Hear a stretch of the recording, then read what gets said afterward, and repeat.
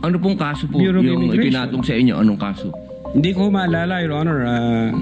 Meron may mga kaso doon na nakalagay. Pero again, sabi Wala ko po nga, kayong isa kahit maalala na ipinatong sa inyo?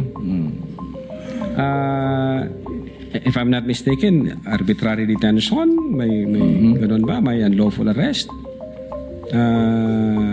Wala ho sa akin ang record kasi nga, sabi ko nga, nung makita namin na fake yung notary, hindi na ho namin binigyan ng pansin, Your Honor.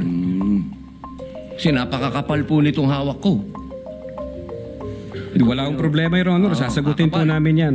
Po. Sasagutin ko Hindi po niyo yan. pa po nasagot magmula noong February 29 Kasi wala pa hong official notice galing sa kung anong ahensya. na nakarating po sa inyo. Wala pa. Wala pa ho. Ang nakuha ko lang, yung kopya niyan, siguro may nagpadala sa akin.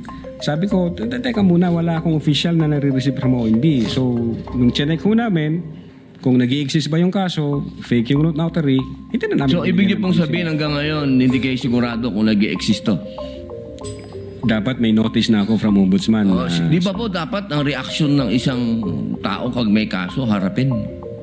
Precisely, Kasi Your Honor. Hinihintay ko nga po yung notice from Ombudsman. Na pag meron na hong notice Wala ang po kayong Ombudsman- notice hanggang ngayon? sa Wala pa Ombudsman? po,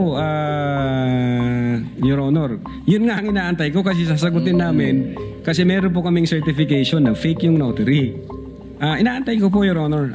Mas maganda po, maharap nyo kagad. Definitely, hindi ko Lalong-lalo namin na po, tatakbuhan yan, sir. Kasi napakahalaga po ngayon nito.